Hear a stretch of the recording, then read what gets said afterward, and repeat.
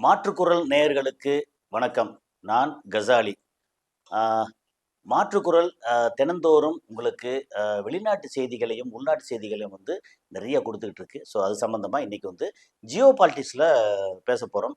ஜியோ பாலிடிக்ஸ்ல மேஜரா ஒரு பக்கம் என்னன்னா, ஆ ஈரான், ஈராக், அ ஏமன், அதுக்கப்புறம் சவுதி அரேபியா, அப்புறம் இஸ்ரேல் இப்படி வந்து ஒரு மாரி கலந்து கட்டி இந்த பக்கம் என்ன நடந்துகிட்டு இருக்குன்ற விஷயத்தையும் நம்ம பேசப் போறோம்.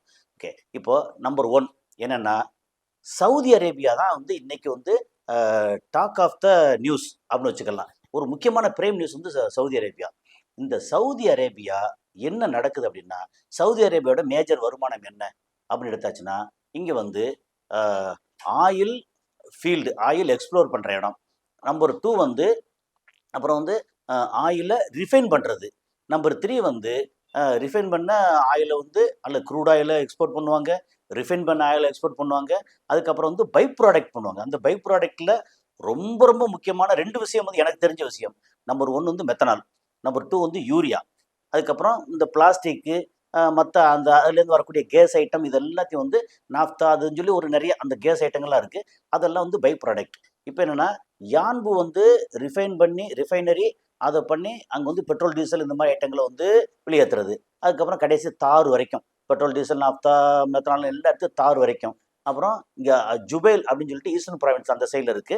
எப்படின்னா ஈஸ்டர்ன் ப்ராவின்ஸ்ல வந்து தம்மாம், தம்மாம்லேருந்து ஜுபைல், ஜுபைல்லேருந்து காஃப்ஜி, காஃப்ஜிலேருந்து அப்படியே போனோம்னா குவைத். அந்த மாரி அந்த ரூட் ஆக்சுவலா. ஓகே. இப்போ அ இதுல வந்து என்ன நடந்துட்டு இருக்குன்னா, அ ஒரு பக்கம் ஆயில் ஃபீல்டு அத ஸ்டோர் பண்ணி வைக்கிற இடம் இருக்கு இல்லையா? ஸ்டோர் பண்ணி வச்சா தான் இது க்ரூட் ஆயில் அத ஸ்டோர் பண்ணி வைக்கிறாங்க. அந்த ஸ்டோர் பண்ணி வைக்கிற இடத்துல இருந்து அ ம ப இது வந்து கப்பலுக்கு ஏத்தணும். அந்த இடத்த வந்து அந்த எப்படின்னா, இங்க ஒரு பக்கம் இந்த இந்த செங்கடல் ரூட்ல பார்த்தீங்கன்னா, மேல போய் டச் பண்ற இடம் வந்து சூயஸ் கால்வாயோட ஓப்பனிங். அதுக்கு கீழ அப்படியே வந்தீங்கன்னா, நீங்க வந்து யான்பு இருக்கு. அதுக்கப்புறம் இன்னும் அப்படியே கீழ வந்துட்டீங்கன்னா, அ ஜசாம் சொல்லி அ சவுதி அரேபியாவோட அ ஈர அ ஏமன் பார்டர்ல இருக்கக்கூடிய ஜசாம்ன்ற ஒரு இடம். அந்த ஜசாம்ன்ற இடம் வந்து பெரிய அளவுக்கு ஆயில் ரிஃபைனரி. அப்புறம் இந்த பக்கம் கொஞ்சம் சென்டர்ல உள்ள வந்தீங்கன்னா, ரியாத் இருக்கு. ரியாத் அத சுத்தி அந்த பக்கத்துல வந்து கொஞ்சம் முக்கியமான இடம். அதுக்கப்புறம் ரைட்ல போயிட்டீங்கன்னா, இங்க வந்து பெர்ஷியன் கல்ஃப். ஓகே. பாரசீக வளைகுடா. அதுல வந்து பார்த்தீங்கன்னா, உங்களுக்கு அ ப பை ப்ராடக்ட் அதாவது நீங்க ரிஃபைன் பண்ணதுக்கு அப்புறம் உள்ள பை ப்ராடக்ட்டுக்கு முக்கியமான ஃபேக்டரிஸ் எல்லாம் நிறைஞ்சு இருக்கக்கூடிய இடம் வந்து அல் ஜுபைல் அப்படின்னு ஜுபைல் இடம். ஏன்னா ஜுபைல் வந்து நான் இருந்திருக்கேன். அங்க மெத்தனால் கம்பெனியில வந்து நான் லேண்ட்ஸ்கேப்பிங்காக வேலை பார்த்துருக்கேன். அதனால அந்த நிறைய கம்பெனிகளுக்கு போய் போய் பார்த்துருக்கேன். ஓகே. அதுல ராயல் கமிஷன் அப்படின்னா அது வந்து அவ்வளோ செக்யூரிட்டி உள்ள இடம். ஸோ அது அப்படியே வந்து கீழ இறங்கி வந்தீங்கன்னா, தஹ்ரான் ஏர்போர்ட். அதுல வந்து எப்படின்னா, அங்க ஏர்போர்ட் இருக்கு. பேரே தஹ்ரான் ஏர்போர்ட். அப்புறம் சீ போர்ட் அது எல்லாமே வந்து அங்க முக்கியமான ஆ சவுதி அரேபியாவோட எக்கானமில முக்கியமான பங்கு படுற இடம். அப்படியே கீழ வந்தீங்கன்னா, அப்கேக், அல் ஹசா, அதுக்கப்புறம் ராஸ்தனூரா. ராஸ்தனூரா வந்து ரொம்ப ரொம்ப ஃபேமஸு. எப்படின்னா, அந்த மாரி ரிஃபைனரி இந்த இதுக்கு எல்லாத்தையும் ரிஃபைன் பண்ணிட்டு, அப்படியே கப்பல்ல ஏத்தி விட முடியும். அப்படி கப்பல்ல ஏத்தியாச்சுன்னா, ஆ பெர்ஷியன் கல்ஃப்லயே வந்து ஹர்மூஸ் வழியா வெளிய வந்து எல்லாத்துக்கும் சப்ளை பண்ணும். அப்ப இந்தியாவுக்கு வந்து நிறைய குரூட் ஆயிலும், அதுக்கப்புறம் யூரியாவும் சப்ளை பண்றதுல முக்கியமான நாடு வந்து சவுதி அரேபியா இருந்தது. இப்ப கரண்ட்ல என்ன நடக்குது? 3 பக்கத்துல இருந்தும் அடிக்கிறாய்ங்க சவுதி அரேபியாவ. எப்படி? ஒரு பக்கம் பார்த்தா அ ஈரான். ஈரான் வந்து இப்போ நேரடியா சவுதி அரேபியா இன்னும் அடிக்க ஆரம்பிக்கல. ஓகே. ஆனா, அவங்களுடைய ப்ராக்ஸிஸ்ன்னு சொல்லக்கூடிய ஆட்கள் இருக்காங்க இல்லையா? அது பிஎம்எஃப்ன்னு சொல்லி ஈராக்ல இருக்கக்கூடிய அ ஈராக்ல சவுத் பக்கம் அ இது குவைத்துக்கு ஜஸ்ட் மேல ஈரான் ஒட்டி பார்டர்ல. அங்க இருக்கக்கூடிய பஸ்ரான்ற நகரம் இருக்குல்ல, அங்க வந்து ஈரானோட போராளிகள். ஓகே. அவங்களுடைய ப்ராக்ஸிஸ். அவங்க பிஎம்எஃப் அங்க இருக்காங்க. அந்த பிஎம்எஃப் வந்து மொத்த அங்க இருக்க இனக்குழுக்கள் நெறைய இருப்பாங்க இல்லையா? போராளிகள் இருப்பாங்க இல்லையா? அந்த போராளிகள பூரா ஒருங்கிணைச்சு அது தலைமையகம் ஆக்சுவலா. அந்த தலைமை என்ன சொன்னாலும் அதுக்கு வந்து அத்தன போராளிகளும் கட்டுப்படுவாங்க. எப்படி வந்து ஈரான்ல அவர் வந்து முஸ்தபா கமேனி ஏதாவது ஒண்ணு சொன்னா, அத்தன மக்களும் கட்டுப்படுவாங்களோ, அத்தன அதிகாரிகளும், அத்தன அரசும் மக்களும் கட்டுப்படுவாங்களோ, அது மாரி இந்த பிஎம்எஃப்போட தலைமை சொன்னா, இருக்கிற அத்தன போராளி குழுக்களும் அங்க கட்டுப்படுவாங்க. அப்படிங்கிற ஒரு செட்டப் வந்து அங்க இருக்கு. அந்த பிஎம்எஃப் தலைமையகம் அங்க பஸ்ரால இருக்கு அப்படின்னு கேள்விப்படுறோம். ஓகே. ஸோ அங்க. அங்க இருந்து அப்படி ஈராக்லேருந்து அப்படியே நீங்கள் வந்து அந்த மேப்பை பாருங்கள். ஈராக்லேருந்து அப்படியே பஸ்ராலேருந்து கிளம்பி வந்துச்சுன்னா இந்த பக்கம் அப்கேக், ராஸ்தனூரா அப்படின்னு. அப்கேக்கில் வந்து என்ன என்ன இருக்குன்னா, ரொம்ப முக்கியமான இடம் என்ன இருக்குன்னா, அங்கே வந்து பம்பிங் ஸ்டேஷன் இருக்குது. எப்படி இங்கே ஹர்மோஸை வந்து ஈரான் க்ளோஸ் பண்ணிருச்சு. அங்கேருந்து சவுதி அரேபியா கப்பல் போக வர முடியல. ஸோ அங்கே பிரச்சனை.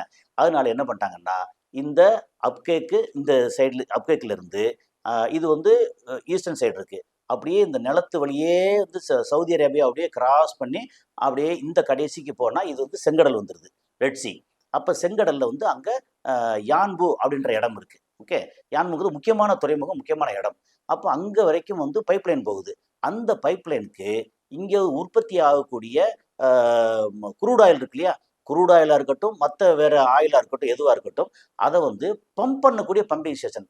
இப்போது பம்பிங் ஸ்டேஷன்னா சாதாரணமாக நம்ம வந்து வீட்டில் சாதாரணமான ஒரு இன்ச்சு பைப்புக்கே அவ்வளோ பெரிய பம்ப் வச்சுருக்கோம். இங்கே வந்து ஒரு ஆள் உள்ளே போகலான்றதுக்கு எவ்வளோ பெரிய பம்பிங் வேணும். அது நான் வந்து சும்மா அந்த கற்பனைக்காக கற்பனை இல்லை, உங்களை நீங்கள் வந்து இமேஜின் பண்ணிக்கிறோங்கிறதுக்காக சொல்கிறேன். வந்து இப்போ வந்து ஒரு 6 அடி 8 அடி அகலம் உள்ள அந்த ஒரு பைப்லைன் போனால் தான் இங்கேருந்து கிளம்பி அப்படியே போய் 1400 கிலோமீட்டர் இடையில வந்து ஸ்டெப் அப் பம்பிங் ஸ்டேஷன் இருக்கும். ஸோ அந்த மாதிரி அங்கே வரைக்கும் எண்டு வரைக்கும் போய் அங்கே ஸ்டோரேஜ் பண்ணணும். அங்கே ஸ்டோரேஜ் பண்ணி அதுலேருந்து எடுத்து பம்ப் பண்ணி கப்பலுக்கு ஏற்றணும்.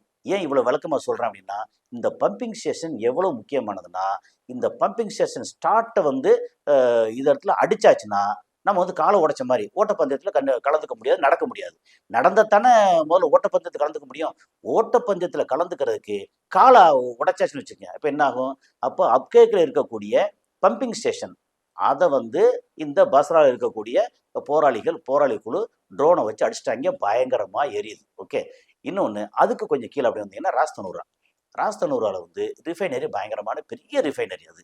அதில் வந்து பார்த்தா இப்போ வந்து சவுதி ஆரம்கோ, முன்னாடி வந்து எப்படின்னா சவுதி இல்லாமல் வெறும் ஆரம்கோ, அமெரிக்கா தான் மேஜர் ஷேர் ஹோல்டராக இருந்தது. அதுக்கப்புறம் சவுதி வந்து ஷேரெல்லாம் மாற்றி சவுதி வந்து டாமினேட் பண்ணிருச்சு. ஓகே, அப்போ சவுதி ஆரம்கோ அதில் வந்து அதிகமாக, அதாவது ஒரு 20 வருஷத்துக்கு முன்னாடி 25 வருஷத்துக்கு முன்னாடி எல்லாம் சவுதி அரேபியா வந்து எந்த மது கிடையாது, ஒன்றும் கிடையாது, எதுவுமே கிடையாது. அப்புறம் லேடிஸ் வந்து கார் ஓட்ட முடியாது, அந்த மாதிரி டிரைவிங் லைசன்ஸ் கிடையாது. அப்படின்ற இடத்துல அங்கே ராஸ்தனூராவில் ராயல் கமிஷன், அந்த ராஸ்தனூரில் இருக்கக்கூடிய ராயல் கமிஷன் இருக்கு இல்லையா, அங்கே மட்டும் அமெரிக்கர்களுக்கு எல்லா வசதியும் அமெரிக்காவில் எப்படி இருப்பாங்களோ அது மாதிரி எல்லா விதமான என்டர்டெயின்மெண்ட்டும் அங்கே கிடைக்கும். அப்புறம் அங்கே வந்து கார் ஓட்டுற நம்ம ஊர்க்காரங்க இருக்காங்க இல்லையா, அவங்க சொல்லுவாங்க, எப்பா அங்கே இருந்தால் எனக்கு வந்து அங்கே அமெரிக்காவிலேருந்து அங்கே சரக்கு கொடுத்தாங்க, நல்ல சரக்கு, அங்கே வந்து டான்ஸு பாட்டுக்கிட்டு ரொம்ப நல்லா இருந்துச்சு அப்படின்னு சொல்லி ரொம்ப என்ஜாய் பண்ணோம் அப்படிம்பாங்க. சவுதி அரேபியாவில் இப்படிலாம் இருந்துச்சா அப்படின்ற மாதிரி. அந்த ராஸ்தனூரா அதை போட்டு அடிச்சிட்டாங்க. எங்கேருந்து? ஈராக்லேருந்து வந்து ட்ரோன் அடிச்சிருக்கு. சரி, இந்த பக்கம் இது அப்படின்னா அப்படியே மேற்கு பக்கம் போகும். அங்கே போனால் கிட்டத்தட்ட அந்த சென்டருக்கு மேலே அங்கே வந்து யான்பு இருக்குது. ஓகே, யான்புங்கிறது ஒரு மிக முக்கியமான சவுதி அரேபியாவோட எக்கானமியில் அதோட பண வரவுல வந்து ரொம்ப ரொம்ப முக்கியமான இடம் யான்பு துறைமுகம். யான்புல இருக்க ரிஃபைனரி, ஸ்டோரேஜ் டேங்கு இருக்கிறது எல்லாமே அங்கே யான்பு. அப்படியே கீழே வந்து ஏற்கனவே சொன்ன மாதிரி ஏமனோட பார்டர் இருக்கு இல்லையா, அது ஜசாம் அப்படிங்கிற இடம் இருக்கு. அது பார்த்தீங்கன்னா அங்கேயும் பயங்கரமான எக்ஸ்ப்ளோர் பண்ணுறாங்க, ஸ்டோரேஜ் நிறையா இருக்குது. இந்த 2 இடமும் ரொம்ப ரொம்ப முக்கியம். இங்கேருந்து அந்த பாபல் மந்தீப் அப்படின்னு சொல்லக்கூடிய ஸ்ட்ரெயிட் வழியே வெளியேறணும். இப்போ தான் சவுதி அரேபியாவுக்கு அங்கேயே வந்து இல்லைன்னு சொல்லிட்டாங்களா, அது ஒரு பிரச்சனை. அப்போ என்னாச்சு, இங்கே ஹவுதிஸ் என்ன பண்ணுறாங்கன்னா அங்கே ட்ரோன் எடுத்து அந்த ட்ரோனை வந்து ஜிசாமில் போட்டு அடிச்சிருக்க அடி வந்து பயங்கரமாக எரியுது. அதோட காட்சிகள்லாம், வீடியோ காட்சிகள்லாம் வந்திருக்கு. ஒருவேளை அந்த ஸ்க்ரீன்ஷாட் முடிஞ்சால் வந்து போட சொல்கிறேன். அங்கே வந்து ஜிசாம் அடிச்சிட்டாங்க, யான்பு அடிச்சிட்டாங்க. யான்புலாம் வந்து நிறைய ஸ்டோரேஜ் டேங்க் வச்சுருக்காங்க. அதில் பார்த்தா ஒரு ஏரியா ஸ்டோரேஜ் டேங்க் காணோம், அந்த மாதிரி அடிச்சிருக்காங்க. அப்போ என்னென்னா அப்புறம் இடையில பார்த்தீங்கன்னா ரியாத்தில் வேற இங்கேருந்து அடிச்சிருக்காங்க. எங்கே? இந்த பஸ்ராலேருந்து அடிச்சிருக்காங்க.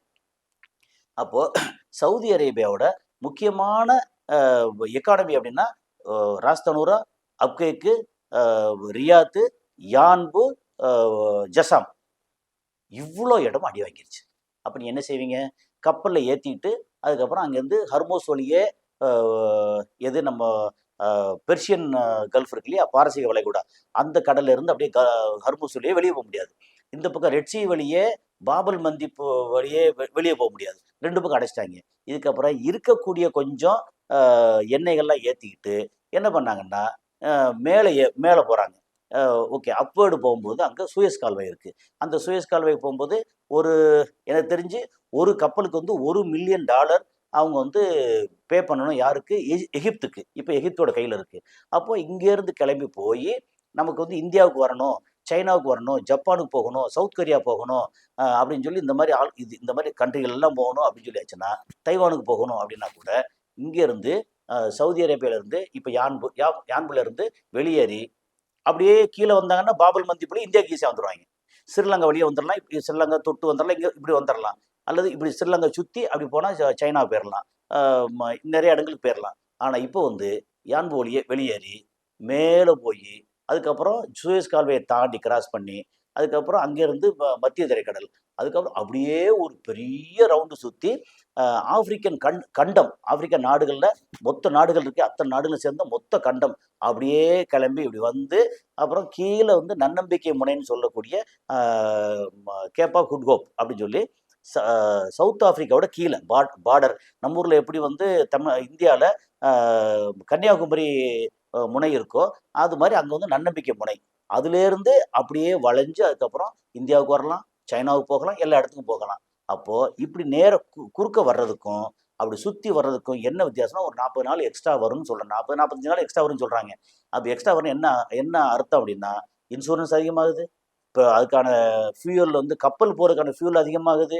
அப்புறம் அதுக்கான ஃப்ரைட் சார்ஜ் இருக்கு இல்லையா, எல்லாத்துக்கும் அதிகமாகுது. அப்போ மொத்தத்துக்கு விலை ஏறிடுது. அப்போது ஏற்கனவே இந்த மாதிரி பிரச்சனை நிறைய ஆகும்போது ஸ்டாக் குறையுதா. அப்புறம் இங்கே ஜசாமில் என்ன பண்ணிட்டாங்கன்னா திடீர்னு இந்த மாதிரி 4,00,000 பேரல் பெர் டே அங்கேருந்து ஏற்றிக்கிட்டு இருந்தாங்க. அதை இப்போதைக்கு ஸ்டாப் பண்ணிட்டாங்க. அதுக்கப்புறம் அதை இப்போ ஸ்டாப் பண்ணிட்டாங்க.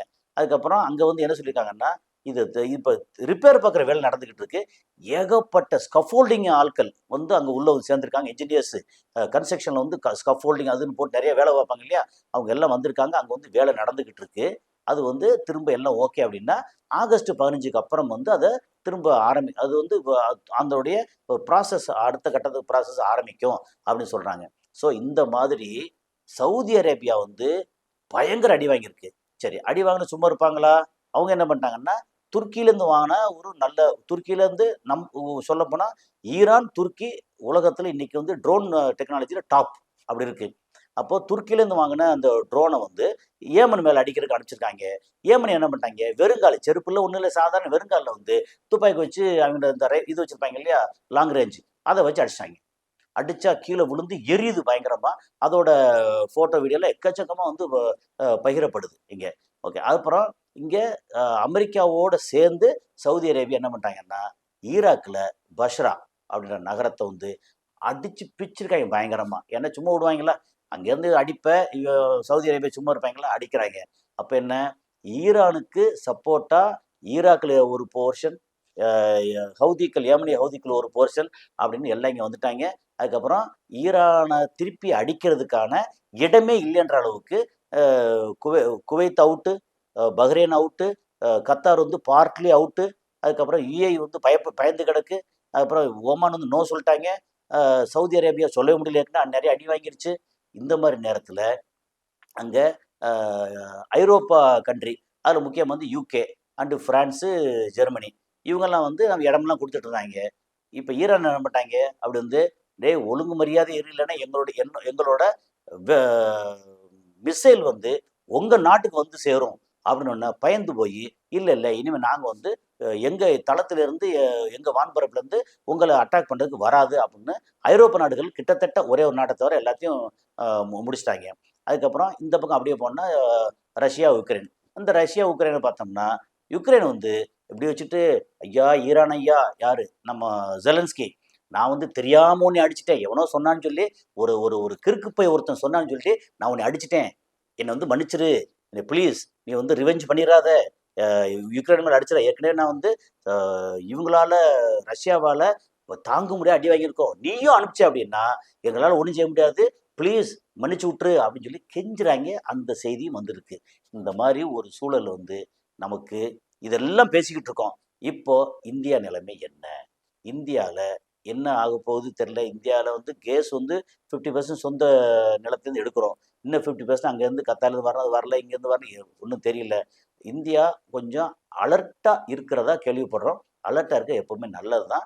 இப்போ இதில் உள்நாட்டில் இருக்கக்கூடிய அந்த சிஜேபி, நம்ம காக்ரோச் ஜனதா பார்ட்டி அப்படிங்கிறக்கிட்ட இதோட பிரச்சனை ஒரு பக்கம் ஓடிட்டு இருக்கு.